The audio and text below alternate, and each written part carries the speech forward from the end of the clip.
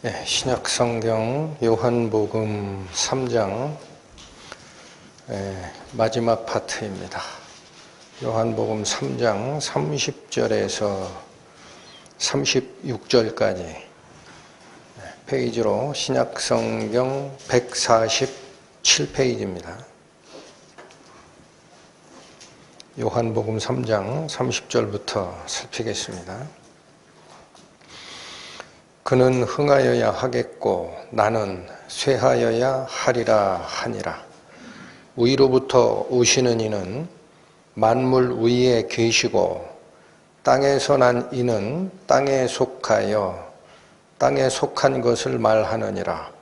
하늘로서 오시는 이는 만물 위에 계시나니 그가 그 보고 들은 것을 증거하되 그의 증거를 받는 이가 없도다. 그의 증거를 받는 이는 하나님을 참되시다 하여 인쳤느니라. 하나님의 보내신 이는 하나님의 말씀을 하나니 이는 하나님이 성령을 한량없이 주심이니라. 아버지께서 아들을 사랑하사 만물을 다 그 손에 주셨으니 아들을 믿는 자는 영생이 있고 아들을 순종치 아니하는 자는 영생을 보지 못하고 도리어 하나님의 진노가 그 위에 머물러 있느니라. 기도하시겠습니다. 하나님 아버지 감사합니다. 오늘도 저희 영혼들 하나님 앞에 당신의 말씀을 듣고 순종하고자 무릎을 꿇었습니다. 저희의 부족함을 보지 말아주시고 저희들의 그 마음을 하나님께서 귀히 보셔서 오늘 전하고자 하는 이 말씀에 저희 마음을 열고 순종하는 당신의 친백성이 될 수 있도록 저희 손을 잡아 인도하여 주옵소서. 예수님의 이름으로 기도 올립니다. 아멘. 오늘 지난주차 마지막 절이었습니다. 30절. 저희들의 신앙이 어떻게 흘러가야 되는지를 가르치는 굉장히 중요한 말씀이라 마지막 절 30절까지 다시 연동해서 살피도록 합니다. 30절. 그는 흥하여야 하겠고 나는 쇠하여야 하리라 하니라. 이 말씀은 누가 했던 말씀이죠? 세례 요한이 했던 말씀인데 말씀을 가만히 들여다보면 흥하여야 하겠고 쇠하여야 하리라 라는 이 문장에 사용된 뭐뭐 하여야 한다 라는 이 표현, 영어 성경으로 보면 아주 명확하게 나타납니다. 이건 must를 씁니다. must. 반드시 그렇게 되어야 한다. 그래서 어찌 하여야 한다라는 이 당위성을 나타내는 이 문장은 비록 세례 요한이 이 말을 했지만 이 문장에 담겨져 있는 뜻은 세례 요한의 뜻이 아니다라는 겁니다. 하나님께서 가지고 계셨던 뜻이다. 그러니까 29절까지 연결을 하면 세례 요한이 가졌던 기쁨의 근원이 우리는 다시 보게 됩니다. 29절 보시면 신부를 취하는 자는 신랑이나 서서 신랑의 음성을 듣는 친구가 크게 기뻐하나니 나는 이러한 기쁨이 충만하였노라 라고 했던 이 세례 요한을 끌고 가는 꽉 찬 기쁨, 충만한 기쁨이 30절 하나님께서 알려주신 당위성을 온 마음을 다하여 받고 순종하던 세례 요한에게 기쁨을 주었다라는 뜻입니다. 그러면 30절 세례 요한은 하나님께서 정하신 어떤 뜻에 순종하고 복종했다라는 뜻일까? 이게 중요하죠. 그래서 거기 흥하여야 하겠고 라는 이 말은 영어 성경으로 보면 이건 점점 커지다 라는 단어를 씁니다. increase, 점점 커지다. 하나님, 그는, 즉 예수님은 점점 커져야 하겠고 나는 쇠하여야 하리라 할 때 이 쇠하다 라는 단어는 영어 단어로 역시 decrease 라는 단어를 쓰는데 이 단어는 점점 작아지다 라는 단어입니다. 예수님께서는 점점 커져야 되고 나는 점점 작아져야 된다.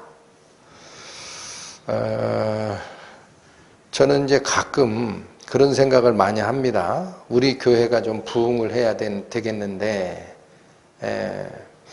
답보 상태이고 사람 숫자도 늘지 않고 그래서 그 걱정하시는 말씀들을 가끔 듣거든요.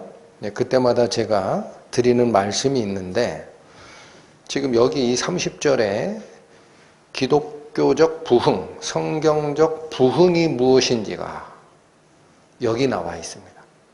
여러분 그런 그 마음에 걱정 이런 게 있을 때 이 구절을 참조하시면 됩니다. 여러분 흥하는 게 뭐가 흥하는 거냐 이거죠. 기독교적 부흥이 무엇이냐면 사람들 숫자가 늘어나는 게 기독교적 부흥이라는 얘기를 하신 적이 없습니다. 지난주 말미에 여기 설명을 드렸지만 제자들이 와서 뭐를 가지고 걱정을 세례 요한한테 드러냈습니까? 우리가 어찌하다가 유대인의 전통적인 입교 예식인 그 전통 세례에도 원조 논쟁에서 밀리고 또 뒤에 시작하신 예수님을 따르는 예수파의 세례에도 우리 숫자가 밀립니까? 라는 얘기를 제자들이 세례 요한한테 와서 했을 때 세례 요한이 한 답변의 마지막이라는 사실을 기억하셔야 돼요. 숫자가 늘어나는 게 부흥이 아니다라는 거예요. 그럼 뭐가 부흥이냐? 사람 속에 그는 흥하여야 하겠고 그가 누굽니까? 예수님. 요한복음이 끌고 가는 의미로 바꾸면 말씀입니다. 태초에 말씀이 계시니라. 내 속에 예수님의 말씀, 그리스도의 말씀이 점점 커갑니다. 이게 increase 된다라는 뜻이에요. 그리고 내 속에서 주인 노릇하고 있었던 나, 이 문장에 세례 요한으로 읽으면 이 성경의 가르침이 아무것도 없어요. 이 문장에 나는 쇠하여야 하리라 할 때 그 나는 성경을 읽고 있는 신자 각자입니다. 내 속에서 주인 자리에 앉아있던 나라는 자아는 점점 작아져서 사라져야 되는 것이 그게 기독교의 부흥입니다. 멀리서 찾으실 필요 없습니다. 성경 안에 답이 있어요. 그러면 저는 조금 더 들어가서 세례 요한이 지금 이 말을 했습니다. 그는 흥하여야 하겠고 나는 쇠하여야 하리라. 예수님은 점점 커지고 나는 점점 작아져야 될 것이다. 라는 이 작아지는 것이 무엇을 얘기하느냐라는 거죠. 우리는 느낌이 잘 안 오니까. 그런데 세례 요한이 쫓아갔던 그의 마지막 인생이 이제부터 살필 건데 그가 생각하는 내가 작아져야 된다라는 것이 세례 요한 자신도 이게 굉장히 중요합니다. 오늘 말씀에 세례 요한 자신도 자기가 바라보는 메시아는 이런 분이야 라는 생각 아래에서 예수님을 증거했던 거예요. 하늘에서 주시는 전체를 보는 능력은 없었어요. 세례 요한마저도. 그래서 그 세례 요한도 자기가 바라보는 메시아는 이런 메시아야 라는 생각을 가지고 쫓아갔는데 그 생각하고 예수님의 행보가 틀려요. 그러면 저분이 누구지? 이런 의심을 먹게 되는 과정이 있습니다.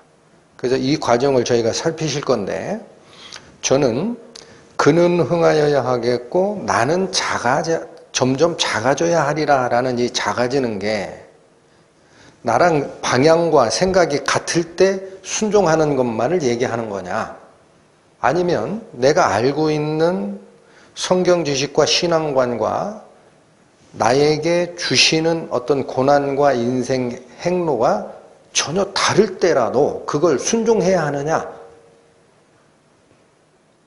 이게 극단적으로 나가면 이런 경우까지 갑니다. 내가 생각할 때 우편인 것 같은데 하나님은 좌편을 요구를 합니다. 저에게. 그럼 거기까지도 순종해야 되는 거냐? 그게 예수님이 흥하고 내가 작아지는 것이냐라는 거죠. 어디까지냐? 여러분, 세례요한의 마지막 생을 한번 쫓아갑니다. 누가복음 7장 보시죠. 신약성경 100페이지입니다.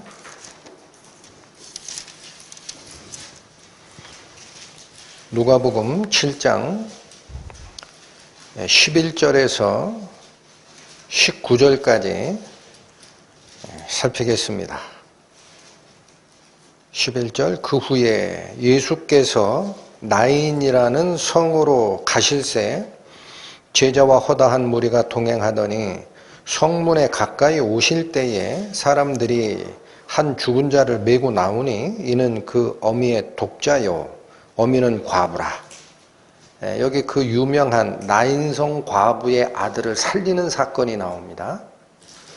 그 성에 많은 사람도 그와 함께 나오거늘 주께서 과부를 보시고 불쌍히 여기사 울지 말라 하시고 가까이 오사 그 관에 손을 대시니 맨 자들이 서는지라. 예수께서 가라사대 청년아 내가 네게 말하노니 일어나라 하심에 죽었던 자가 일어앉고 말도 하거늘 예수께서 그를 어미에게 주신대 모든 사람이 두려워하며 하나님께 영광을 돌려 가로되 큰 선지자가 우리 가운데 일어나셨다 하고 또 하나님께서 자기 백성을 돌아보셨다 하더라. 여기 사람의 눈에는 이해가 안 되는 기적사건이 하나가 제시가 됩니다. 이어지기를 17절, 예수께 대한 이 소문이 뭐예요? 나인성의 과부의 독자, 죽은 그 과부의 독자를 예수께서 살리셨다라는 소문입니다. 이 소문이 온 유대와 사방에 두루 퍼지니라. 18, 19절을 보시죠. 요한의 제자들이 이 모든 일을 그에게 고하니, 자, 온 유대에 퍼진 이 소문을 듣고 요한의 제자들이 세례 요한한테 가서 알려줬다라는 거예요. 예수님께서 이런 일도 하셨다. 19절, 요한이 그 제자 중 둘을 불러 주께 보내어 가로되 오실 그이가 당신이오니까 우리가 다른 일을 기다려오리까 하라 하매. 여러분, 여기 굉장히 예상치 못한 세례 요한의 반응이 나오죠. 예수께서 죽은 자를 살리셨다라는 소문을, 그 사실을 듣고 제자들이 와서 세례 요한한테 얘기했어요. 이때 세례 요한은 감옥에 갇힌 상태였습니다. 가서 전해줬어요. 그랬더니 그거 잘됐다 이렇게 얘기하지를 않고 세례 요한이 어떤 반응을 보여요? 19절, 요한이 그 제자 중 둘을 불러, 아마 이게 세례 요한의 그 당시 제자들 중에서는 굉장히 뛰어난 수제자였을 겁니다. 그 대표 둘을 불러서 예수께 보내서 이렇게 좀 물어봐라. 어떻게 물어보라고 하죠? 오실 그이가 당신입니까? 우리가 다른 일을 기다려야 합니까? 라고 물어보라 라는 거예요. 여러분, 이거 상식적으로 이해가 되십니까? 우리 요한복음 계속 공부하고 있죠? 세례 요한이 뭐라고 얘기했어요? 내 뒤에 오시는 이가 성령으로 세례를 주는 메시아다라고 얘기를 하면서 내가 예수님을 메시아라고 어떻게 알았다고 했어요? 하늘에서 하나님께서 말씀 주시기를 누구든지 성령이 임하여 그 머리 위에 머무르면 그 자가 바로 성령으로 세례주는 메시아인 줄 알라 해서 내가 보고 알았다 그랬어요. 얼마나 정확합니까? 근데 그 후에 감옥에 갇힌 이 세례 요한이 왜 갑자기 예수님한테 가서 다시 물어봐라고 제자 둘을 보냅니까? 이상하지요? 성경에는 그 이유를 낱낱이 설명을 안 합니다. 근데 이 성경의 문맥과 당시 상황을 연구했던 주석가들의 분석은 정확합니다. 세례 요한이 기다렸던 메시아가 있습니다. 세례 요한이 기다렸던 메시아, 어떤 메시아를 기다렸느냐? 심판자로서 오시는 메시아를 기다렸습니다. 심판자로 오시는 메시아. 이거 한번 보시죠. 마태복음 3장.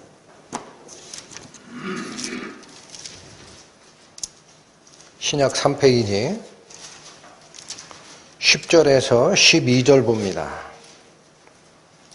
세례 요한이 회개의 세례를 베풀면서 했던 말입니다. 마태복음 3장 10절 이미 도끼가 나무 뿌리에 놓였으니 좋은 열매 맺지 아니하는 나무마다 찍어 불에 던지우리라.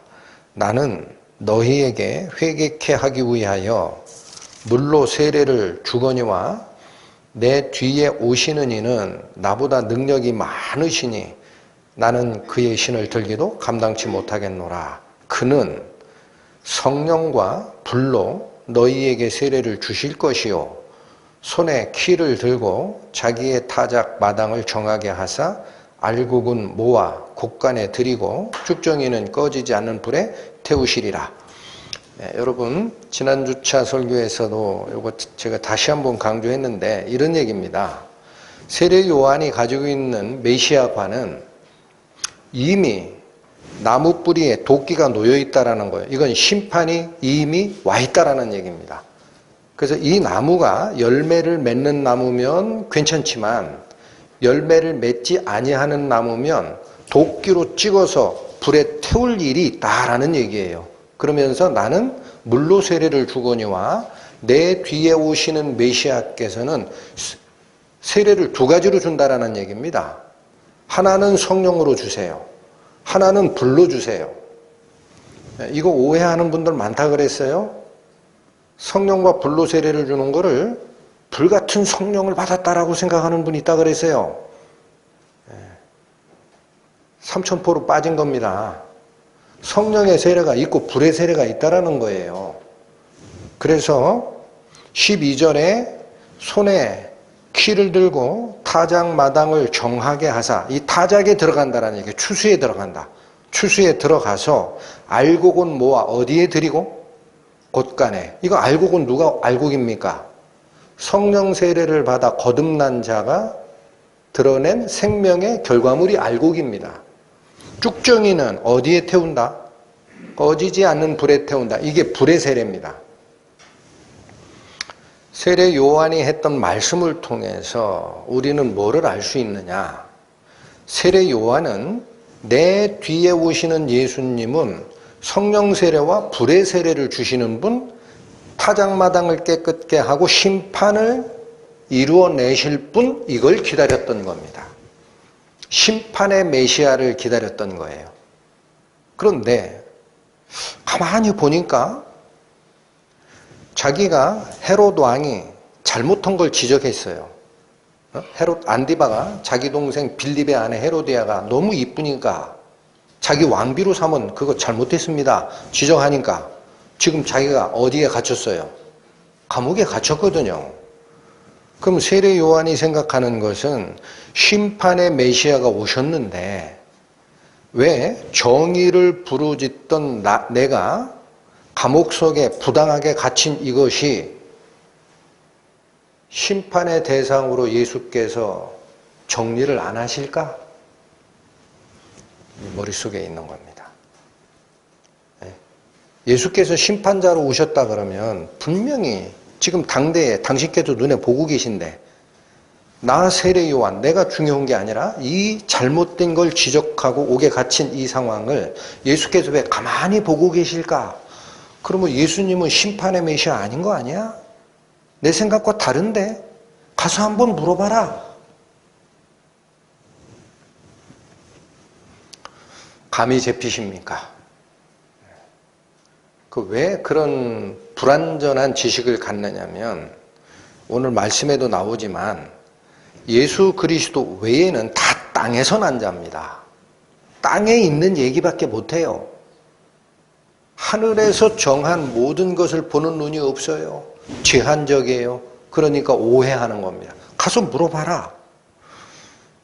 여러분 다시 누가복음 가서 보시죠. 그 대화가 어떻게 진행이 되는지. 누가복음 7장 100페이지 다시 가십시오.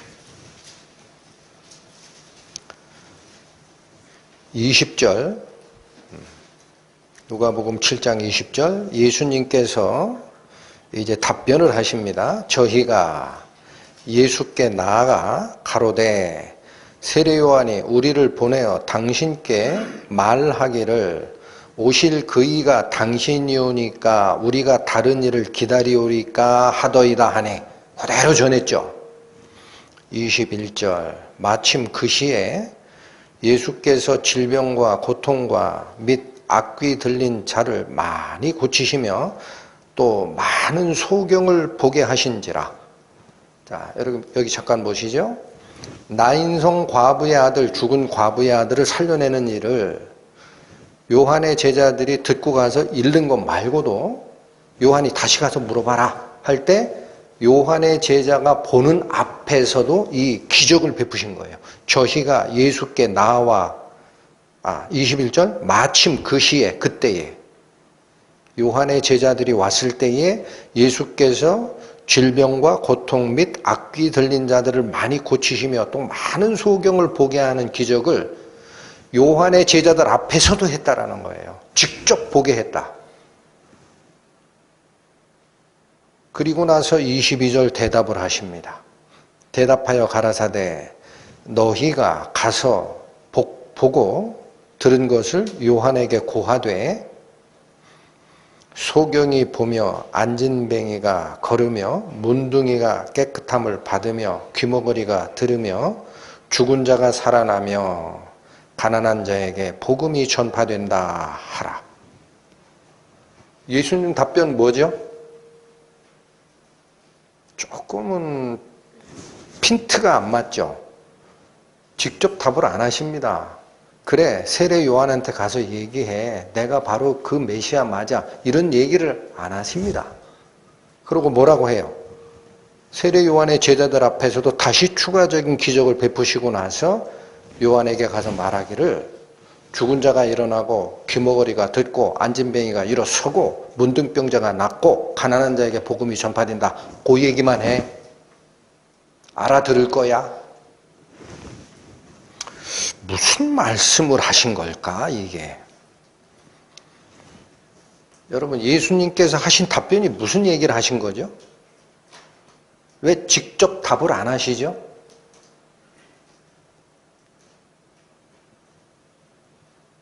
구약 성경에 기록된 메시아라면 자기 입으로 얘기하는 게 아닙니다.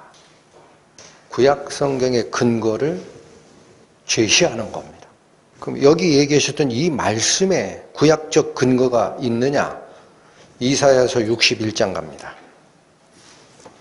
구약 성경 1041페이지. 이사야 61장 1041페이지입니다. 1041.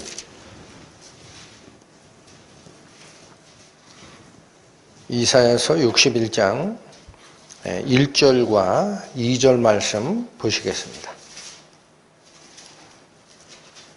주 여호와의 신이, 여기 잠깐만요. 여기 신이라는 이 신은 영으로 바꿔주셔도 됩니다. 똑같은 단어입니다.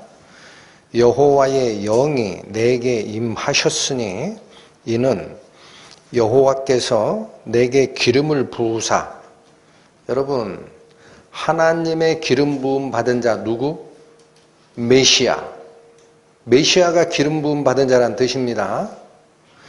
여호와께서 내게 기름을 부으사, 즉 메시아가 이런 일을 한다는 거예요.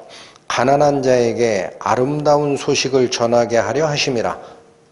가난한 자에게 아름다운 소식? 그게 뭐예요? 복음. 오늘 예수님이 답변한 게 뭐예요?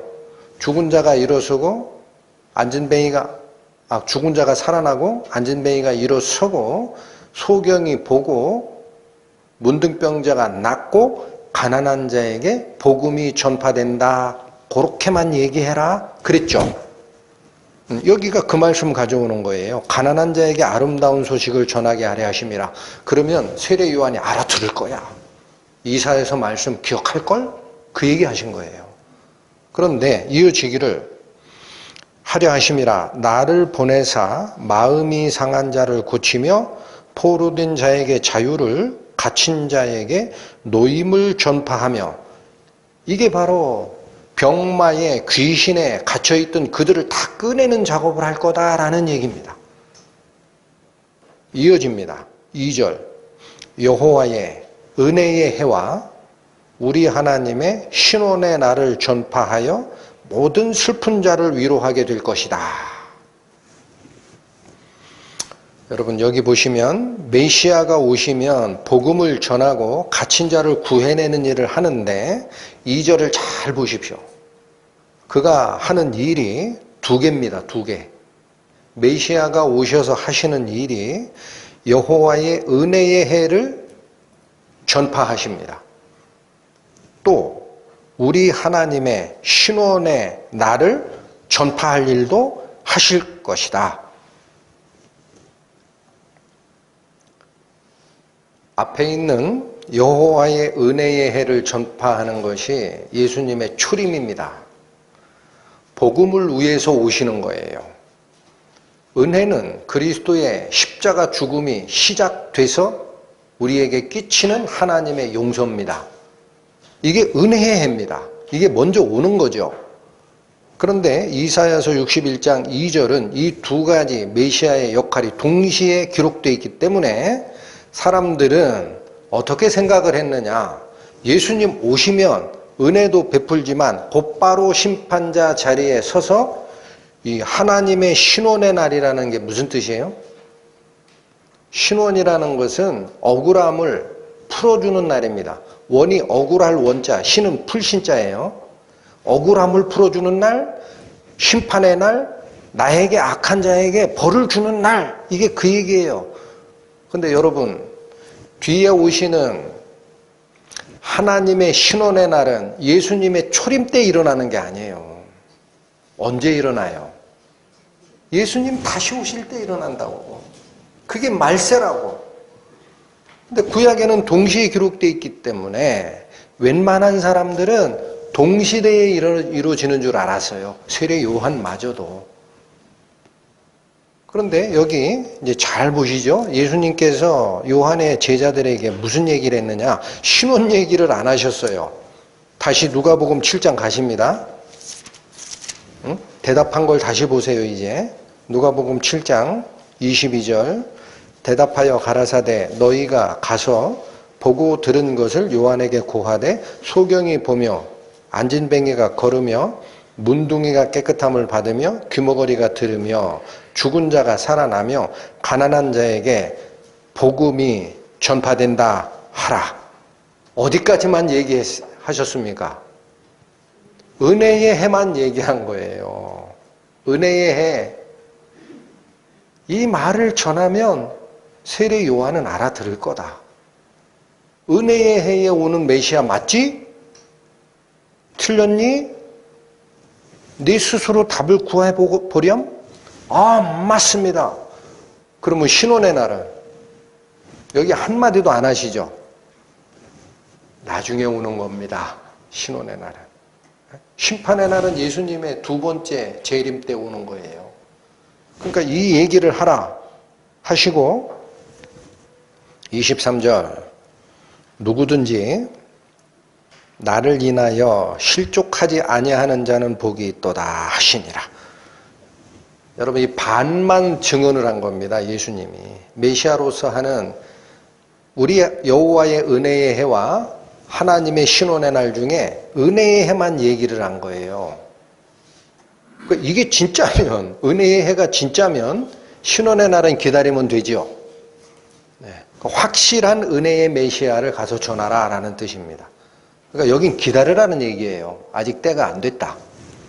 근데 문제는 이걸 모르니까 누구든지, 여러분 이제 세례 요한 얘기하는 게 아니죠. 이 성경을 읽고 있는 everybody, 누구든지 메시아의 이 역할을 이해를 못해서 걸려 넘어지지 말도록 해라. 경고입니다. 누구든지 나를 인하여 실족하지 아니하는 자는 복이 있도다. 여러분, 세례 요한은 예수님께서 전해주신 은혜의 날을 증거할 메시아야 라는 말 가지고 실족했을까요? 안 했을까요? 안 했습니다. 순교합니다. 어디 그렇게 나옵니까? 28절 가보세요. 내가 너희에게 말하노니 여자가 낳은 자 중에 요한보다 큰 이가 없도다. 요한이 실족했어요? 안 했어요? 안 하심을 아십니다. 예수님. 그 답변만 가지고 가도 돼. 세례 요한 알 거야. 여자가 낳은 자보다 요한보다 큰 이가 없다라는 얘기는 가장 위대하게 사람의 자세로 하나님 말씀에 순종할 거다. 요한은. 요한이 실족하는 게 아니에요. 요한이 실족하는 게 아니라고. 23절의 경고는 누구든지 나를 인하여 실족하지 아니하는 자는 복이 있도다. 누구에 대한 경계의 말씀이다? 이 성경을 읽고 있는 우리들에게 내린 말씀입니다. 누구든지, everyone. 나 때문에 실족하면 안 된다. 자, 이게 무슨 말씀일까? 저는 이 말씀을 준비하면서 요한 걱정하지 말라는 얘기예요. 예수님께서 지금 이 말씀 하시는 분위기가. 세례 요한이 그런 질문을 했지만 이사야 61장 2절만 알고 있는 구약의 성경에 능통했다 하더라도 그것만 알고 있는 사람들은 동시대 메시아로 이해하기 충분해. 그러나 내가 이 말 전하면 세례 요한은 다 알아들을 거야. 세례 요한 걱정할 게 아니야. 니들 자신이나 걱정해. 그 말이라는 얘기예요.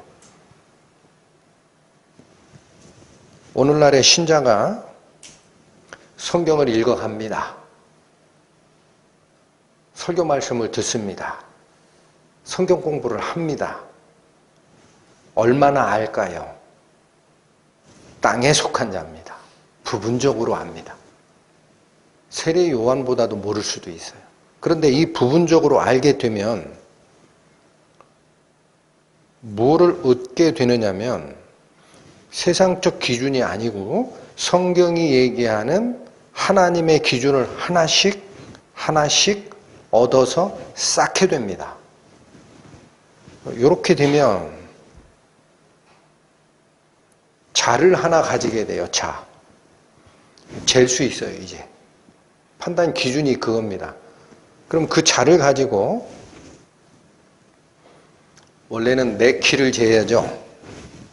하나님이 나보고 뭐라고 얘기하시는 건지, 나는 왜 이렇게 작은지 이걸 재는 데 써야 되는데 사람은 어쩔 수 없어요. 자를 딱 가지는 손에 쥐는 순간 남의 키 재기 시작합니다. 저 형제는 키가 얼만가?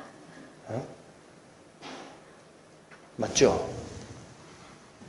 세례 요한이 뭐를 실수했어요? 자기가 알고 있는 성경 지식으로 메시아를 재려고 그랬어요. 메시아를. 우리가 다른 사람 기다려야 됩니까? 당신이 그분 맞습니까? 내가 알고 있는 지식적으로 안 맞는데, 도끼가 이미 나무 뿌리에 놓여 있는데 왜 이 일을 안 하시고 당신을 증언하던 나, 메시아 앞에 보낸다고 하는 광야에 외치는 자, 이 역할을 순수히 주장하는 나, 평생을 예수님을 위해서 목숨까지 내놓을 각오로 옥에 갇힌 나를 왜 돌아보지 아니하시나이까? 이건 심판의 메시아 아닌데 어찌하리요? 걱정 안 하셔도 됩니다. 메시아는 세례 요한은 벗어났어요. 실족치 않았어요. 문제, 우리입니다. 성경을 읽고 지식이 늘면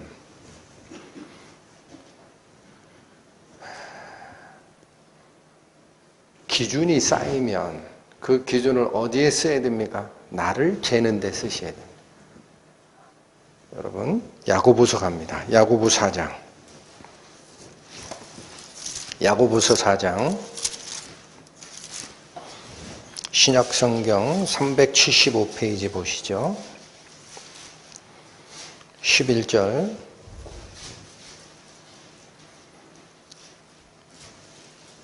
신약 375페이지 야고보서 4장 11절 찾으셨습니까?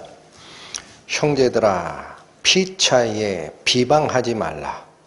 형제를 비방하는 자나 형제를 판단하는 자는 곧 율법을 비방하고 율법을 판단하는 것이라. 여러분, 율법은 하나님의 말씀이죠. 형제를 비방하고 형제의 키를 재고 몸무게를 재고 하는 이게 야고보서 4장 11절이 우리를 끌고 가는 것은요, 하나님의 법에다 네가 손대려고 하는 거다라는 거예요. 하나님의 법전을 손대려고 하는 행위다. 이어지기를 내가 만일 율법을 판단하면 율법의 준행자가 아니요 재판자다. 12절 입법자와 재판자는 오직 하나이시니 누구? 법을 만들고 재판하시는 분은 오직 한 분, 하나님밖에 없습니다. 그러니까 사람이 이 자리에 서지 말라라는 거예요. 한 군데 더 봅니다. 로마서 14장 갑니다. 로마서 14장. 신약성경 257페이지.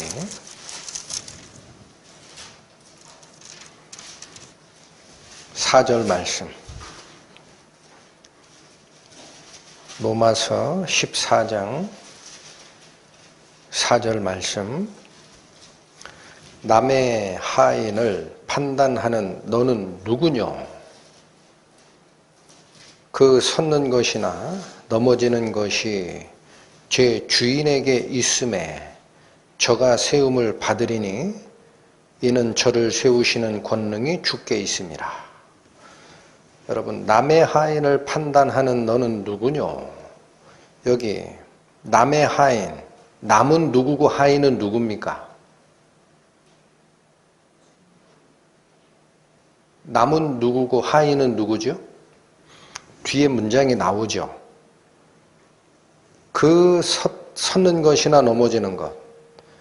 어떤 사람이 누구의 하인으로 있습니다. 누구 종입니다. 종.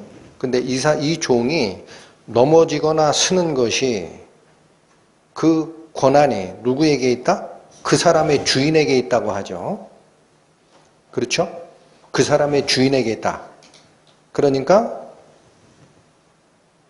저가라는 것은 그 하인입니다. 그 하인이 넘어진다면 세우는 것을 누가 세워주실 것이다. 그 주인이 세워주실 거야 라는 거예요. 그래서 저가 세움을 받으리니 이는 왜 그가 다시 일으킴을 받을 수 있느냐? 저를 세우시는 권능이 누구께 있다? 주께 있음이니라. 여기 주는 누구? 하나님이시잖아요. 여러분, 남의 하인이라는 표현을 썼습니다. 남은 주님이에요, 주님.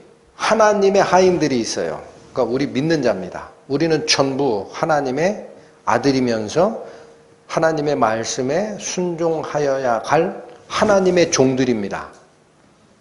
그러면 어떤 형제도 하나님의 종이고 이쪽 형제도 하나님의 종인데 이쪽 형제가 이쪽 형제를 보니까 이게 잘못하고 실족해요.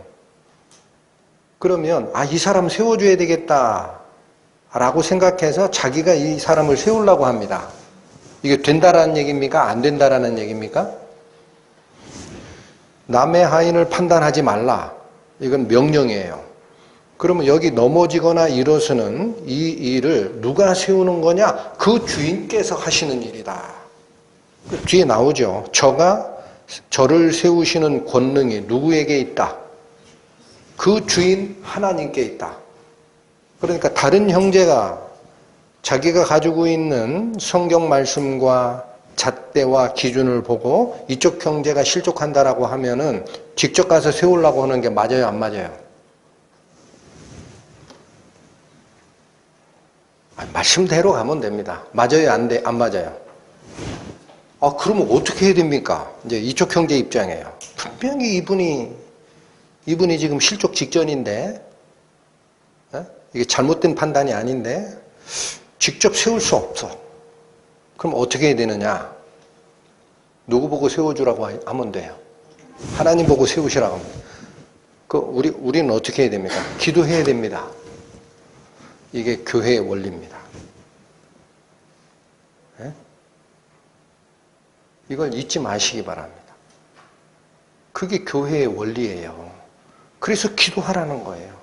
하나님, 제가 보기에 은혜가 필요한 형제가 있습니다. 하나님 도와주시면 안 됩니까? 그렇게 하셔야지. 자칫 잘못하다가 본인이 세우려고 나가면 기재기가 됩니다. 기재기. 그 사람의 이 약한 감정, 빈정상한다라는 표현 쓰죠. 그게 탁 어그러지면 오히려 분란이 일어납니다. 자, 그래서 다시 오십니다. 다시 오시죠. 지금 누가복음 7장에 세례 요한이 자기 두 제자를 보내서 메시아를 재려고 했던 게 있어요. 당신이 오시를 그분이 맞아요? 우리가 다른 사람 기다려야 돼요? 이 잣대를 들이댔을 때 예수님께서 네가 반밖에 모른다. 메시아는 두 가지 역할을 하는 게 맞거든. 여호와의 은혜의 해와 그의 신원의 날을 전하는 게 맞다. 그러나 지금 온 나 메시아는 먼저 은혜를 전파하는 메시아야. 신원은 네가 그렇게 기다리던 억울함을 풀어주소서. 그건 기다려라. 어디까지 기다려야 될까요? 세례 요한은 그의 육체의 남은 때에는 하나님께서 복수 안 해주십니다. 순교해라. 목배임을 받을 거야. 나중에 내가 해주마. 그래서 요한계시록에 뭐가 있어요? 하나님의 전 앞에 성도들의 기도가 쌓입니다. 대접에. 성도들이 얘기합니다. 주여 어느 때까지 우리의 억울함을 풀어주지 아니하시려 하나이까. 하나님이 대답하시죠. 참고 기다리라. 목배임을 받는 자의 수가 찰 때가 있으니 그때 내가 너희들이 올려준 복수의 기도, 억울함을 풀어주라라는 그 기도, 그 저주를 이 땅에 쏟으리라. 그게 계시록의 7대접의 저주입니다. 심판 누가 하는 겁니까? 우리는 능하신 여호와의 손 아래 잠잠하라 따라가야 됩니다. 지금 세례 요한이 오늘 저희가 같이 살피고자 하는 게 그거예요. 세례 요한이 까딱 잘못한 게 그겁니다. 자기 줄자로 메시아를 재려고 했어요. 다행히 하나님의 은혜가 살렸죠. 순교하라. 그래서 저는 하나 이 말씀을 준비하면서 기도가 있습니다. 우리 말씀사랑교회 모든 식구들이 말씀의 양육을 받을수록 남의 키를 재는데 사용하던 그 줄자 다 던지고 내가 어떤 모습인가 하고 나를 비춰보는 거울을 손에 드는 저와 여러분이 됐으면 하고 하나님 앞에 원합니다. 이게 굉장히 중요합니다. 다시 오늘 본문으로 돌아오십니다. 요한복음 3장 31절. 위로부터 오시는 이는 만물 위에 계시고 땅에서 난 이는 땅에 속하여 땅에 속한 것을 말하느니라. 하나님의 은혜를 입고 그리스도의 그 교훈을 쫓아가는 우리라도 반드시 하나 잊지 말아야 될 게 있습니다. 우리는 예수 그리스도 앞에 설 때까지는 땅에 속한 말밖에 못하는 존재이구나. 이걸 꼭 기억하셔야 돼요. 하늘 위에서 오시는 이와 땅에서 난 이를 지금 구분하고 있어요. 그러시면서 하늘로서 오시는 이는 만물 위에 계셨던 분이고 32절 그가 그 보고 들은 것을 증거하되 그의 증거를 받는 사람은 거의 없다. 여기 없다라고 완전 부정형으로 되어 있지만 밑에 보면 33절에 그의 증거를 받는 이들이 있어요. 그러니까 이건 대부분의 흐름이 하나님의 예수님의 증거를 받지 않는 상태로 갈 거야 라는 경고입니다. 31과 32절을 보시면 하늘에 계시다가 내려오신 분이 있죠. 누구죠? 예수 그리스도. 어디서 이 구절 하나가 한번 봤던 구절이 슬쩍 슬며시 생각 안 나십니까? 3장 13절로 가보세요. 3장 13절. 자, 예수님께서 이렇게 얘기하신 적이 있습니다. 하늘에서 내려온 자, 곧 인자 외에는 하늘에 올라간 자가 없느니라. 여기도 처음에 성경 말씀 읽다가 보면 그런 의문 나오는 게 어떻게 보면 당연한 자연스럽기는 한데 이 말씀이 이상하다 틀렸다라고 생각하시는 분들이 있습니다. 왜 그러냐면 하늘에 올라간 자가 예수님밖에 올라간 자가 없나? 엘리야도 죽음을 맛보지 않고 올라갔는데 왜 예수님밖에 올라간 자가 없다고 할까? 이런 사람의 생각이 자꾸 돌아갈 수가 있습니다. 자, 근데 여기 이 말, 하늘에 올라간 자라고 할 때 그 올라간이라는 이 문장은 헬라어로 보면은요, 현재 완료형이에요. 또 제가 어려운 얘기 하네. 어떻게 설명해야 되니까. 여러분 영어 공부하신 분들 기억나십니까? 현재 완료형에 쓰임새 중에 뭐가 있어요? 경험이 있어요, 경험. 맞죠? 과거에 현재 완료가 나타나는 게 지금까지 진행도 있고 완료도 있고 경험이 있어요. 그래서 여기서는 경험으로 봐야 됩니다. 그래서 정확하게 헬라어 원문에 맞게끔 번역한다면 올라가 본 자라고 하면 됩니다. 올라가 본 자. 그러면 얘기가 약간 달라지죠? 이건 무슨 얘기예요? 하늘에 올라간 자가 없다라는 게 아니라 하늘에 올라가 본 경험이 있는 자가 없다라는 거예요. 그 예수님이 얘기하려는 핵심이 뭐예요? 하늘에 올라가서 다 경험하고 내려와서 그 말을 증거할 자는 유일하게 예수님뿐이다라는 뜻입니다. 아시겠죠? 그게 오늘 말씀에 있는 대로 3장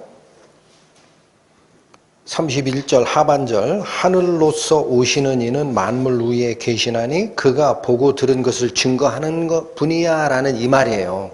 하늘에 올라가 본 경험을 가지고 내려와서 이 세상에서 하늘의 이치를 설명하는 자 유일한 분 예수 그리스도밖에 없다라는 뜻입니다. 참고로 잠언 한번 보시겠습니다. 잠언 30장 구약성경 943페이지 보십시오. 잠언 30장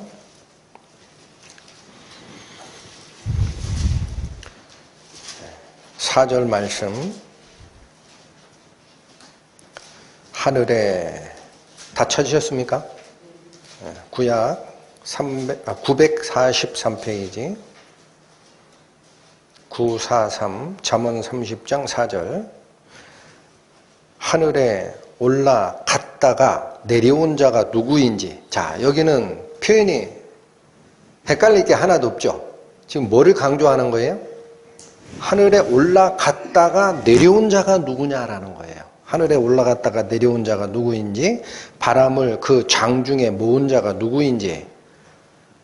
여러분, 제자들이 갈릴리 바다 배 타고 가다가 풍랑 만나서 죽을 뻔할 때 잠잠하라 라고 명하시니까 바람과 파도도 순종하더라. 그 손에 쥐고 있는 자라는 거예요, 예수님께서. 바람을, 장중이라는 것은 이 손바닥 장자입니다. 손바닥 안에 잡고 있는 자, 소나기 안에 쥐고 있는 자가 누구인지, 물을 옷에 싼 자가 누구인지, 또 땅의 모든 끝을 정한 자가 누구인지, 이게 뭐예요? 천지 만물의 운행 이치를 통제하시는 분이란 뜻입니다. 누구인지, 땅의 모든 끝을 정한 자가 누구인지, 그 이름이 무엇인지, 여기까지 하면은 이게 도대체 누구 얘기하는 거야? 네, 마지막에 나옵니다. 그 아들의 이름이 무엇인지 너는 아느냐? 하나님의 아들 그리스도입니다. 성경은 그래서 조금 이해가 안 된다 하는 구절은요, 다른 쪽 구절에 짝이 있습니다. 걱정 안 하셔도 됩니다. 바로 이 그리스도를 얘기하는 표현이 잠언 30장 4절인데, 그래서 오늘 본문으로 돌아오시면 31절 위에서 오시느니 라고 얘기를 했는데, 이분은 만물 위에 계시다라는 거예요. 그 얘기는 무슨 얘기예요? 피조물이 아니다라는 거예요.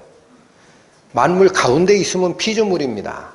근데 그 위에 계신 분이야. 그걸 통제하시는 분이시고, 땅에서 난 이는 땅에 속한 얘기를 하지만 하늘로서 오시느니, 이 위로부터 이렇게 하니까 3층에서 오셔, 5층에서 오셔, 엘리베이터 타고 오셔, 뭐 비행기 타고 오셔, 잘 모를 거 아니야. 그러니까 점점 확실해져요. 하늘에서 오시느니, 그죠? 하늘에서 오시는 이는 만물 위에 계시나니. 그 다음에 이 표현이 어디까지 갑니까? 34절 하나님이 보내시니. 아시겠죠? 위에서 오시느니, 하늘에서 오시느니, 하나님이 보내시니. 점점 자세해지는데 문제 이거죠. 하늘에서 오시는 이는 만물 위에 계시는 창조주이셨고, 32절이 굉장히 중요합니다. 32절 뭐라고 얘기하느냐? 그가 보고 들은 것을 증거하되. 이 무슨 말이죠? 하늘에 올라가셔서 그 운행 이치를 다 경험하시고, 사실은 그분이 정하신 거예요. 하고 내려오신 분은 자기가 직접 보고 들은 것을 증거하러 오신다라는 거예요. 그러니까 경험한 거예요, 경험. 나머지 땅에서 난 사람은 어딜 통해서 주워 들은 거지. 이게 완전히 달라요. 예수님의 증언은 당신께서 직접 만드시고 창조하시고 경험하시고 보고 듣고 한 그거를, 하늘의 이치를 가지고 와서 그대로 전하시는 분이고, 나머지 구약의 선지자가 됐든 혹은 지금 문제가 살짝 있을 뻔했던 세례 요한까지라도 다 땅에서 난 자입니다. 들은 얘기를 하는 거예요. 그러니까 부분적이죠. 완전하지가 않다. 33절 보십니다. 그의 증거를 받는 이는 하나님을 참되시다 하여 인쳤느니라. 여러분, 이게 누가 인을 치고 무엇을 인치는지 약간은 불명확하게 읽혀지죠. 한글 성경이. 핵심이 이겁니다. 그의 증거를 받느니라는 말은 그 예수님의 증언. 여러분, 여기 증거라는 말을 증언으로 바꿔주세요. 증언. 예수님의 증언. 내가 하늘에서 이러이러한 원리를 정했고 이러이러한 복을 가지고 너에게 왔다라고 해주는 말. 그게 증언이에요. 예수님의 증언을 받아들이는 이는 누구냐라는 거예요. 이게 참된 신자입니다. 예수님의 말씀을 받아들이는 이는 어떤 상태가 되어야 한다라고 하느냐? 하나님을 참되시다라고 도장을 찍어버려야 된다라는 거예요. 이거 누가 도장 찍은 거죠? 본인이. 여기 주체와 객체를 혼돈하시면 안 됩니다. 목적물은, 제가 좀 표현하기가 참 어렵네요. 하나님인데, 목적어는 하나님을이 돼야 돼. 하나님을 이 목적 대상을 참되십니다 라고 도장은 누가 찍는 거예요? 예수님의 말씀을 진정 받아들이는 신자는 도장을 딱 찍는 자가 된다라는 거예요. 자, 이제 그 문장은 거기서 더 이상 다른 문장이 아닙니다. 제가 지금 나누고 싶은 교제는 그게 아니고, 여러분 지금 하나님을 믿고 쫓아간다라는 우리 신자들이 가진 신앙이 불완전해요. 뭐냐면, 자, 이 두 가지 말을 제가 예를 들겠습니다. 하나님은 옳은 일만 하신다. 이런 문장이 있어요. 하나님은 옳은 일만 하신다. 올바른 신앙, 그릇된 신앙. 올바른 신앙이죠. 근데 이거 부족한 신앙이에요. 또 하나, 하나님은 참되시다라는 신앙이 있어요. 지금 여기서 얘기하는 신앙이 2단계를 얘기하는 겁니다. 하나님은 참되시다라는 신앙이 있어요. 이거는 완전한 신앙입니다. 뭐가 다를까요? 그게 그거 같은데. 자, 자세히 다시 보시죠. 하나님은 옳은 일만 하신다. 하나님이 틀린 일을 한다는 얘기를 안 했으니까 맞는 얘기지만 부족하다라는 거예요. 뭐가 부족해요?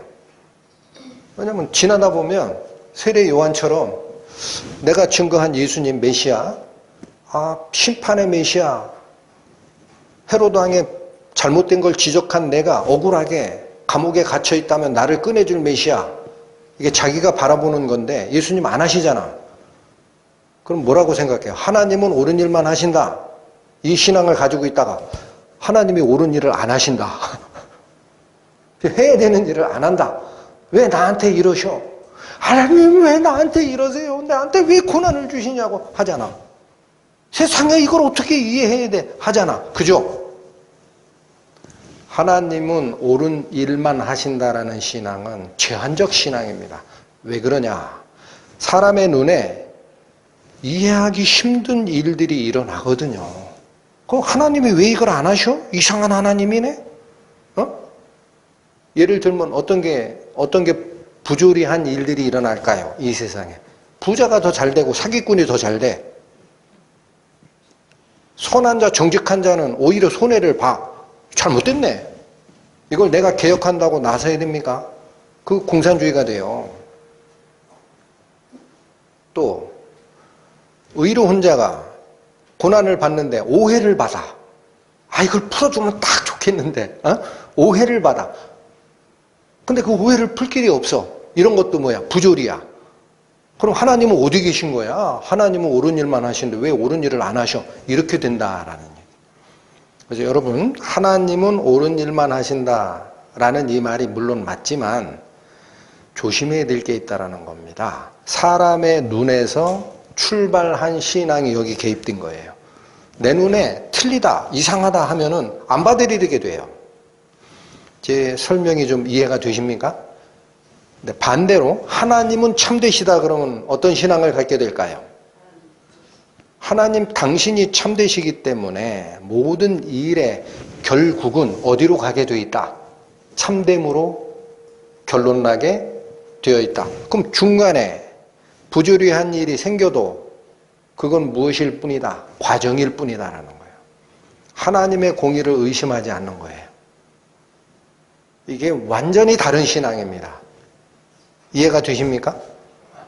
그러면 하나님은 옳은 일만 하신다라는 그 말이 잘못하면 위험한 이유가 내가 판단 기준을 갖게 되거든요. 사람이 어쩔 수 없어요. 그러면 하나님이 옳은 일을 하시는데 왜 옳지 않은 일을 놔두실까라는 의문도 들고 자꾸 재게 돼요. 하나님을 재게 돼. 두 가지 위험이 있습니다. 첫 번째 위험. 사람이 하나님의 하는 일을 자꾸 재게 되면 사람은 어디까지를 볼 수 있습니까? 어디까지? 자기가 살아있는 70, 80평생만 봅니다. 하나님은 어디서 어디까지 보세요? 처음부터 끝을 다 봅니다. 그럼 결말이 어떻게 갈지 알아요? 몰라요? 몰라요. 근데 왜 자꾸 얘기를 하냐고. 사람의 지식체계와 시간적 제한은 그 제한이 없는 창조주 앞에서는 조용해야 됩니다. 어디로 끌고 가실지 모르잖아요. 맞죠? 심지어 죽은 후에 부당하게 이 사고로 죽고 하는 분들 많죠. 안타깝죠. 그래도 하나님은 의로우신 분이에요. 왜 그래요? 왜 그럴까요? 그들이 죽은 후에 어디로 가느냐라는 길을 정할 권한이 누가 있기 때문에? 하나님이. 우리는 못 바꾸지만 하나님은 바꿉니다. 아시겠죠? 그분의 판단과 결정은 항상 옳으실 수 있어요. 우리는 제한적이야. 이게 첫 번째 위험이에요. 하나님이 옳은 일만 하신다라는 제한적 신앙의 위험이 첫 번째 이거고, 두 번째가 뭐냐? 사람의 판단은 이미 오염되어 있어요. 나는 내가 맞다고 생각을 해. 그러나 그 판단 기준은 이미 죄에 물든 상태이기 때문에 처음에 하나님이 주셨던 완전한 죄 없는 선함의 상태가 왜곡됐습니다. 왜곡됐어요. 그러니까 그 안경으로, 자 보세요. 내가 안경을 쓰고 있는데 안경에다가 노란색 썬팅을 했어요. 그럼 내가 보는 이 사물들은 다 노랗게 보이죠? 이 안경에다가 파란색 셀로판지를 붙였다. 그럼 세상이 다 어떻게 보여요? 파랗게 보여요. 원래는 어떻게 봐야 되는데? 셀로판지 붙이지 않은 안경으로 봐야 되는데, 이건 누구만 가지고 계신 안경? 하나님만. 그러니 어떻게 이래라 저래라 얘기하느냐? 누가 오르시다? 하나님이 오르시다. 도장 찍는다라는 말이 무슨 뜻이에요? 안 움직입니다. 참된 신앙을 가진 자는 하나님이 오르시다. 도장을 찍었어요. 바꿔요? 못 바꿔요? 못 바꿔요. 아시겠죠? 도장 다시 지우고 다시 찍자. 이거 아니에요? 인천느니라가 그겁니다. 여기서 안 움직인다라는 거예요.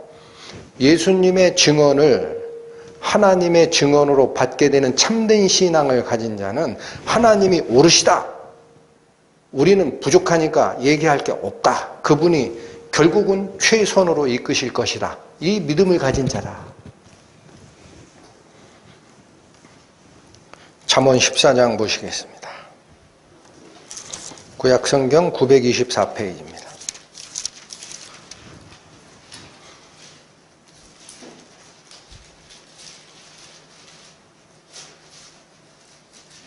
(924페이지) 잠언 14장 12절.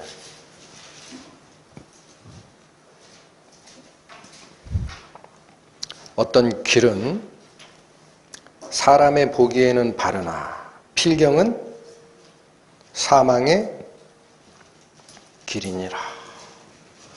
사람 눈에 바르게 보여도 그 끝은 어디로 가고 있다? 죽음으로 가고 있다라는 거예요. 이걸 누가 아느냐라는 거예요. 신약성경 다시 봅니다. 로마서 3장 신약 242페이지. 신약성경 로마서 3장 4절입니다. 242페이지 3장 4절 보십시오. 그럴 수 없느니라. 사람은 다 거짓되되 오직 하나님은 참되시다 할지어다. 여러분, 사람은 일부는 참된 사람이 있다 그래요? 다 거짓되다 그래요? 아닌데 내가 왜 거짓돼? 이런 마음 혹시 드세요? 아직 모르셔서 그래요. 우리 속에는 선함이 없어요. 이미 바이러스로 오염됐다고. 하나님 앞에 그걸 모르면 무릎을 못 꿇는다고요. 내가 가진 모든 지식체계 판단 기준 잘못됐다라는 걸 아셔야 돼요. 사람은 일부만 거짓되되 다 거짓되되 다 거짓되되 오직 반대 유일하게 참되신 분이 있어요. 누구예요? 하나님은 참되시다 할지어다. 이게 바른 신앙입니다. 사람을 쫓아갈 이유가 없죠. 그러니까 진정한 하나님의 말씀을 쫓아가는 신앙인은 어떤 자세로 가야 될까? 예레미야 애가 봅니다. 예레미야 애가 3장입니다. 구약 1149페이지 1147페이지 예레미야 애가 3장 17절 22절까지 갑니다.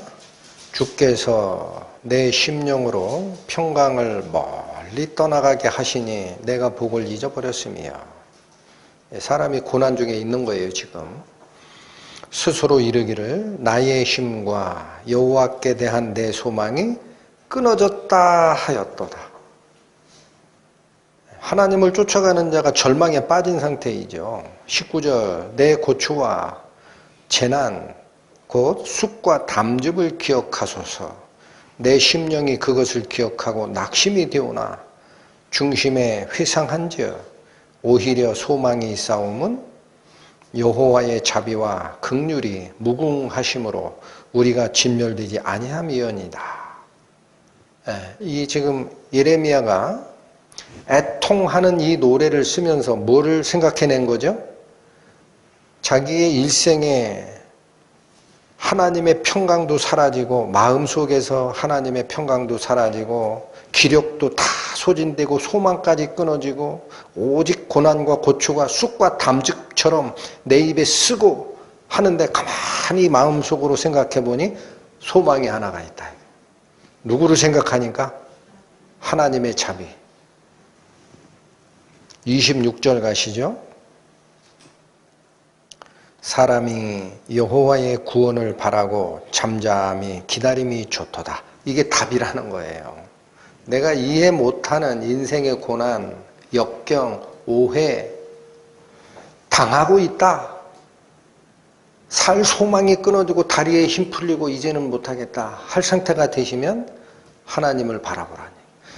사람이 여호와의 구원을 바라고 잠잠히 기다림이 좋도다. 29절까지 갑니다. 사람이 젊었을 때에 멍에를 매는 것이 좋으니 혼자 앉아서 잠잠할 것은 주께서 그것을 메우셨습니다. 여러분, 하나님이 옳은 일을 하신다라는 신앙이 아닙니다. 내 눈에는, 제한적으로 보는 내 눈에는 이상하다, 부조리하다, 이 일이 왜 나한테 오지? 라고 하더라도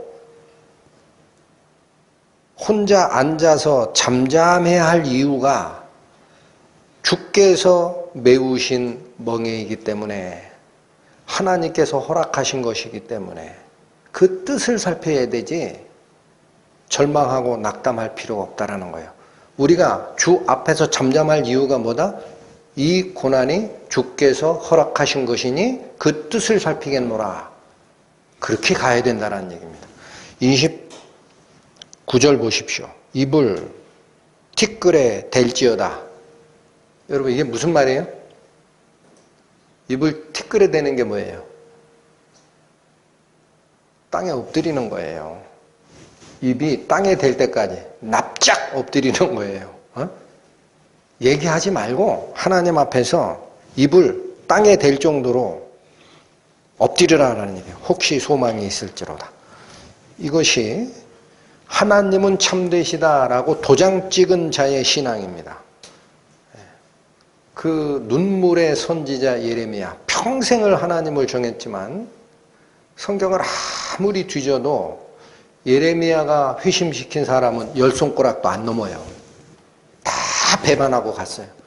그리고 나서 결국 자기의 조국이 다 팔려나가고 가지 마라 라는 애굽으로 가가지고 하늘 여신을 섬기는 모습을 보고 예레미야가 이 애통한 노래를 지은 겁니다. 난 더 이상 힘이 없습니다, 하나님. 왜 이런 고초, 왜 이런 반역이 일어납니까? 할 때라도 그는 누구를 바라본 거죠? 나를 구원하시는 여호와, 그분께서 이걸 허락하셨으니 이 속에서 주님의 뜻을 살피는 게 나의 도리구나. 오늘 본문으로 다시 돌아오십니다. 요한복음 3장 34절 갑니다. 하나님의 보내신 이는 하나님의 말씀을 하나니 이는 하나님이 성령을 한량없이 주심이라.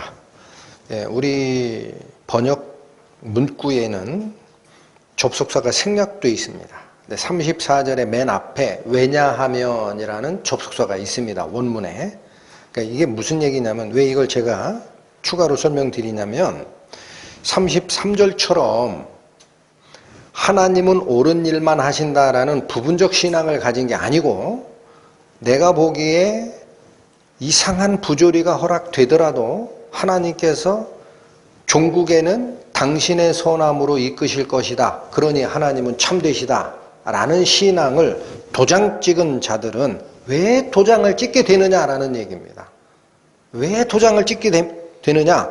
34절, 왜냐하면 이 원리 때문에 그런 얘기예요. 왜냐하면 이 원리 때문에 하나님은 항상 참되시다라고 봐야 된다. 라고 얘기하느냐? 34절, 하나님의 보내신 이 누구? 예수님. 예수께서는 하나님의 말씀을 하나니라고 되어 있죠.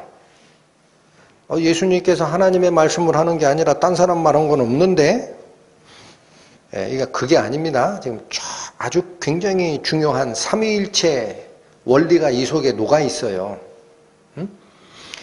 아버지께서 하나님의 보내신 이는 하나님의 말씀을 하나니, 그리고 그 이유를 성자 예수와 성부 하나님의 관계로만 얘기를 안 하십니다. 34절이.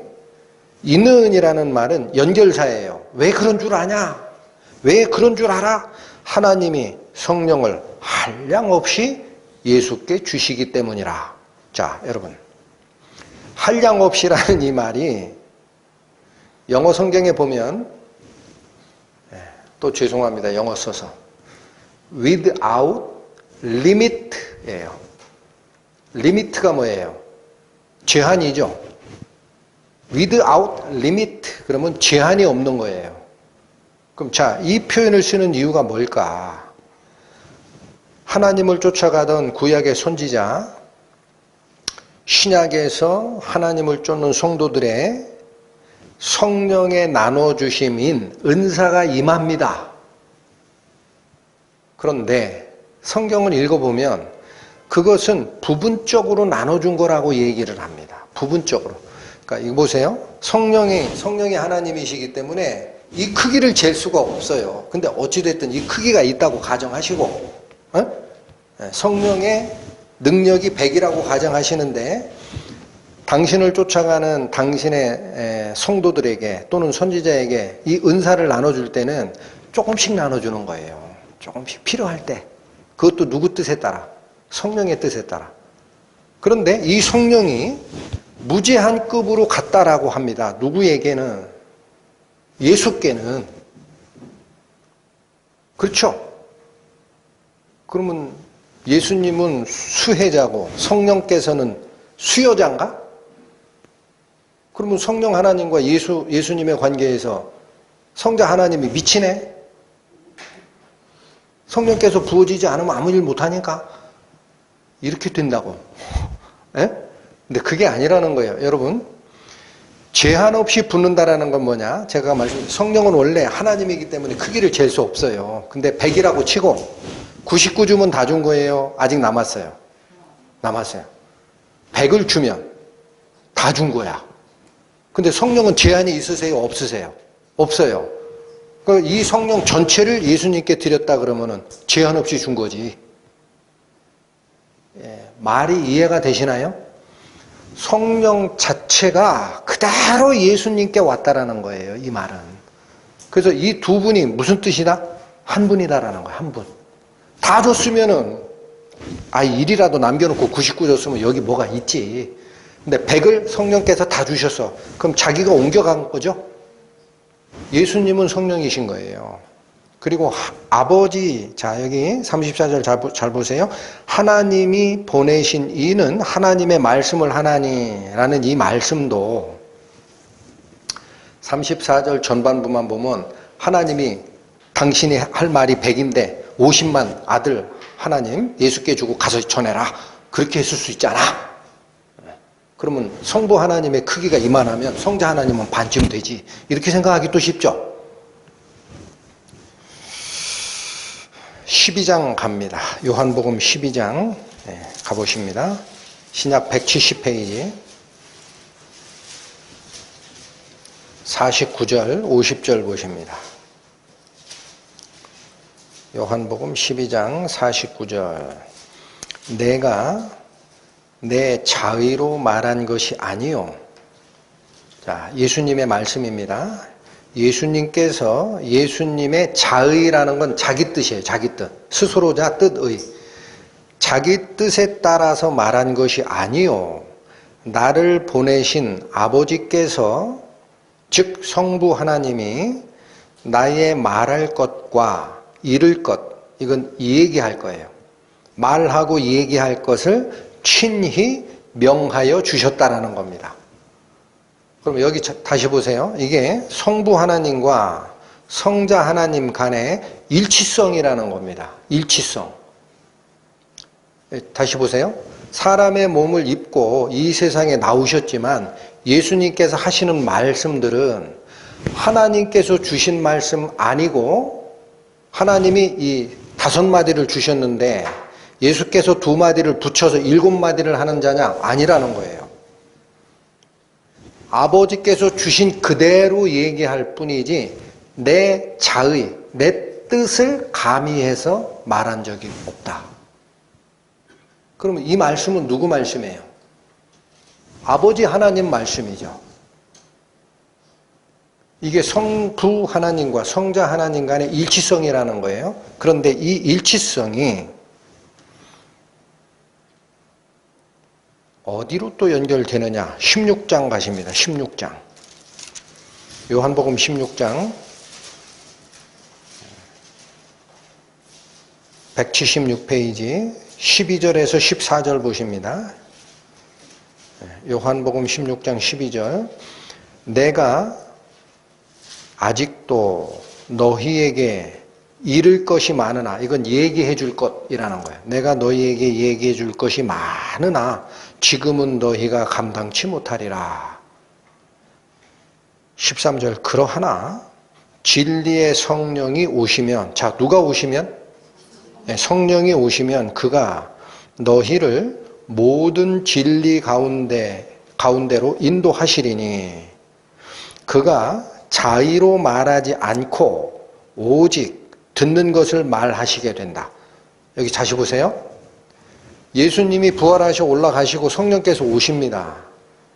교체한 거예요. 임무가. 그럼 성령이 오시면 우리를 진리 가운데로 인도하실 텐데 성령은 자기 뜻대로 말하는 게 있다 없다? 똑같아요. 없어요. 뭐만 얘기할 거다. 들었던 것. 다시 보십시오. 13절 그러하나 진리의 성령이 오시면 그가 너희를 모든 진리 가운데로 인도하시리니 그가 자의로 말하지 않고 오직 뭐만 한다?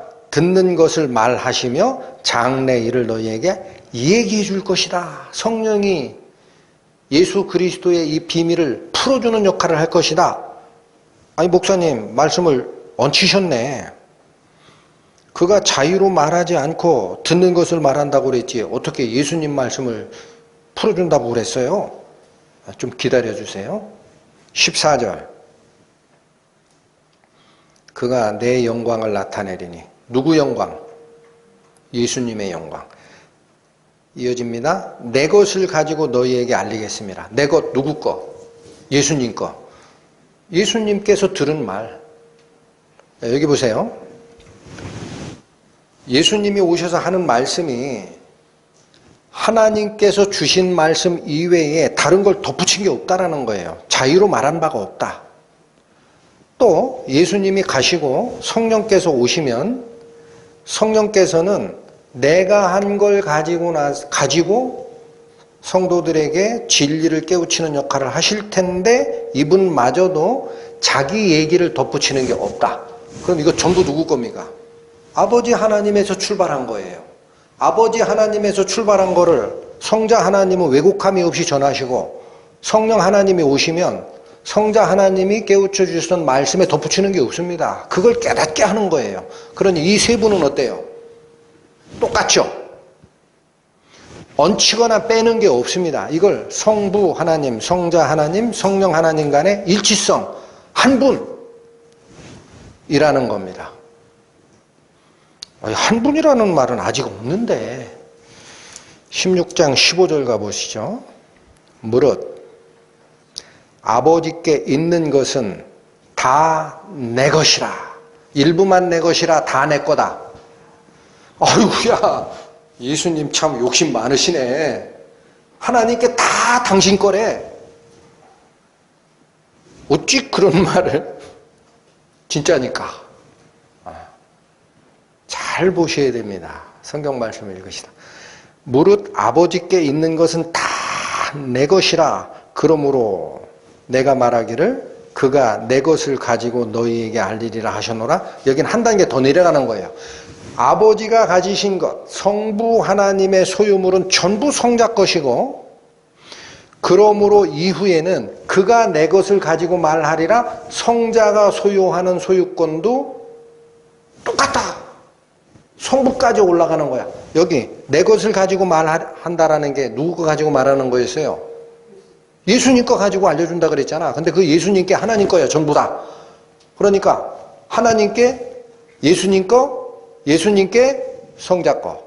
뭐 소유권이 똑같네. 하나도 안 빠지고 다. 믿습니까? 안 믿으시면 어쩔 수 없고 본문으로 오세요. 이제 이해가 갑니다.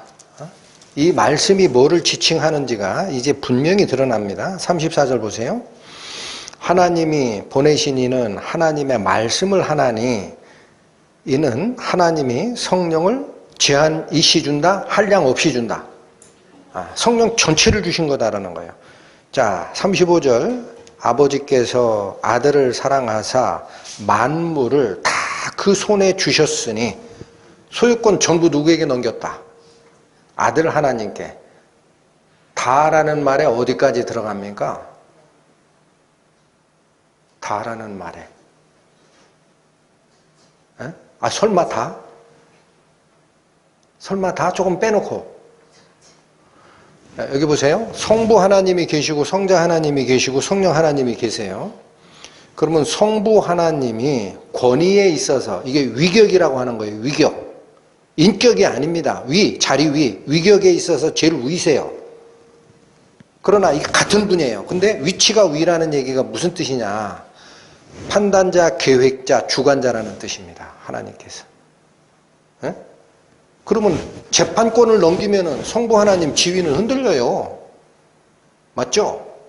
이분이 판단자니까. 근데 성경에 보면 뭐까지 넘기셨다 그래? 아버지께서 아무도 심판하지 아니하시고 심판하는 권세를 다 아들에게 넘기셨느니라. 다 하네. 왜 그렇게 하시느냐고. 그분이 같은 분이라니까. 성부 하나님이 성자 하나님이고 성자 하나님이 성령 하나님이에요. 볼 것도 없다고. 이게 안 보인 거지. 그래서 어디까지 넘겼느냐. 그냥 우리가 이해하기 쉽게 하나만 더 보시겠습니다. 골로새서 가보시죠. 골로새서 신약성경 324페이지입니다. 골로새서 1장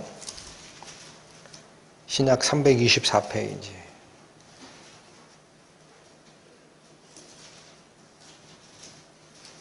15절부터 봅니다. 골로새서 1장 15절. 그는, 이거 예수님이에요.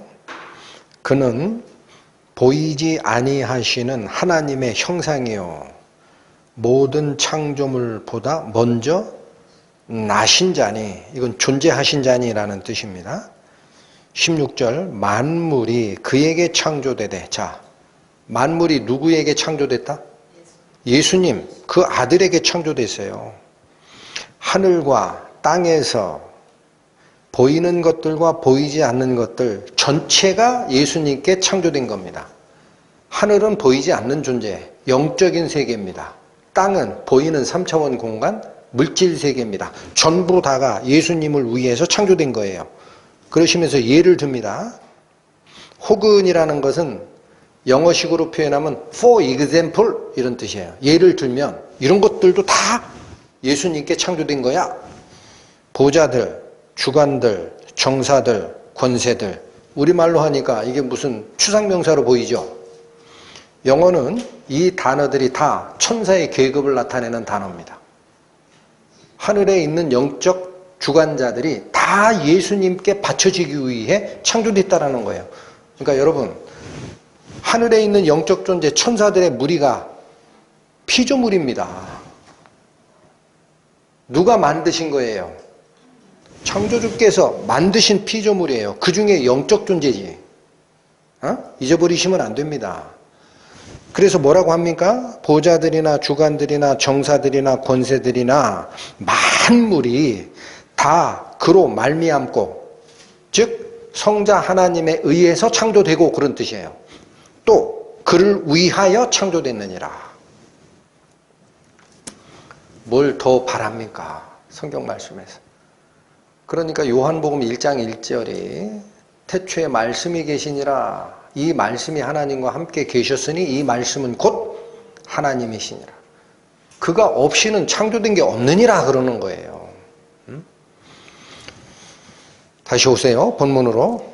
요한복음 3장 35절. 하나님께서 아들을 사랑하사 만물을 다 그 손에 주셨으니, 36절 보시죠. 우리에게 굉장히 중요한 얘기를 하십니다. 아들을 믿는 자는 영생이 있고 아들을 순종치 아니하는 자는 영생을 보지 못하고 도리어, 이건 반대로 그런 얘기예요. 영생은커녕 하나님의 진노가 그 위에 머물러 있느니라. 여러분, 우리 인간들이 제일 중요하게 여기는 게 뭘까요? 나에게 부여한 생명이 육체가 죽은 다음에 하나님 편에 가느냐 멸망의 구덩이에 던져지느냐입니다. 맞죠? 이 성경을 읽고 있는 신자들에게 만물을 다 하나님이 아들에게 줬다. 아무 의미가 없어요. 남이야 그러든 말든. 중요한 게 뭐죠? 그래서 어쩌라고? 성부 하나님께서 성자 하나님께 모든 권한을 다 주셨다? 그래서 어쩌라고?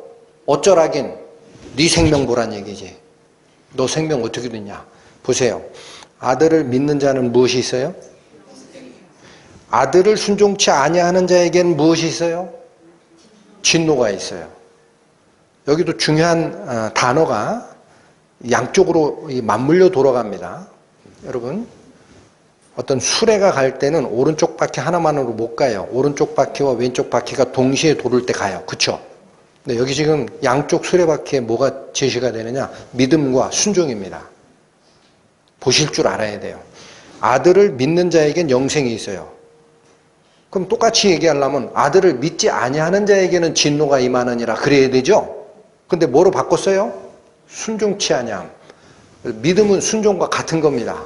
동전의 양면입니다. 표현을 다르게 한 거예요. 그런데 36절이 우리를 향하신 뜻이 뭐냐? 성부 하나님께서 성자 하나님과 일치하시고 성부 하나님께서 성자 하나님께 모든 권한을 줬다? 그건 남의 얘기야, 남의 얘기. 난 이해가 안 가. 그러면 네 얘기 좀 해줄게. 그런 얘기예요, 36절. 내 생명 누구에게 달린 줄 아냐? 예수님께 달렸다. 순종할 거냐? My way, 내 인생을 계속 걸어갈 거냐? 선택하라. 저는 전에 은혜로운 어떤 목사님 설교를 듣다가 그분이 굉장히 강조하는 걸 하나 들은 적이 있습니다. 신자들은 다 자기 구원받았다고 생각한대요. 왜 그러십니까? 하고 물어보면 나는 하나님을 의심 없이 100% 믿는다고요. 그러니까 나 구원받았죠. 어떤 분은 왜 구원받았다고 생각하십니까? 나는 성령 체험을 했다니까요. 그러니까 내가 하나님의 아들이죠. 어떤 분은 저는 주님과 동행한 경험이 있대. 이런 건 증거가 안 된다고 그러셨어요. 그 목사님.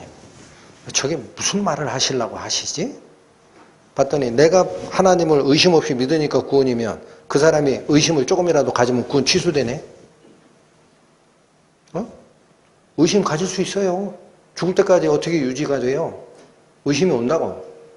내가 성령 체험했다. 그게 구원이면 성령 체험이 없는 때 죽으면 구원 아니네. 내가 주님과 동행한 경험이 있다. 항상 동행하나요? 세상에 속해서 살 때도 있지? 그때 죽으면 구원 아니네. 그건 증거 아닙니다. 이래버린 거예요. 이분이. 아주 유명한 목사님이에요. 저분이 저 설교에서 무슨 말씀을 하시려고 저러나 하고 다 들어봤더니 여러분, 진정한 증거가 나옵니다. 그러시더라고요. 진정 구원받은 자는 계속적으로 회개하는 능력을 갖게 됩니다. 이게 무슨 말씀? 믿음과 순종이 같은 거니까. 진정 내 속에 믿음을 가진 자는 하나님의 말씀이 올 때 계속 그 밑에 순종하게 됩니다. 그게 내가 계속 회개하는 능력이에요. 제가 가끔 성경 공부 시간에도 강조하는 게 있죠, 요즘에. 구원받은 신자를 의로워진 자라는 단어를 잘 쓰지 말자 그랬어요. 건방져져요. 용서받은 죄인이라고 쓰자. 아직 내 속에 죄성이 있다. 부분적으로 아는 것뿐이다. 하나님이 오르시다 도장 찍고 하나님께서 말씀이 나에게 다가와서 뭔가를 지시하시면 예 하나님 다시 회개하는 것. 이게 진정 거듭난 자의 증거라고 그러시더라. 오늘 그 뜻을 돌아가셔서도 다시 되새김질하는 하루 됐으면 합니다. 기도하십니다. 하나님 아버지 감사합니다. 하나님께서 출생 전부터 점지하시고 성령의 충만함을 주셨던 세례 요한마저도 결국은 본인이 고난을 받을 때에 자기의 줄자로 메시아를 재려고 했던 그 잘못을 오늘 저희는 뼈저리게 공부하였습니다.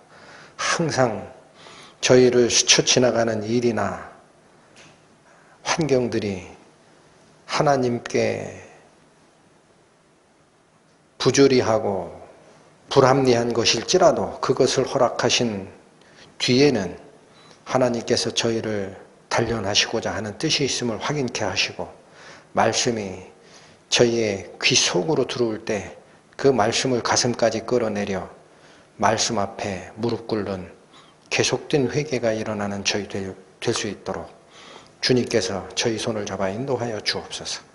예수님의 이름으로 기도 올립니다. 아멘.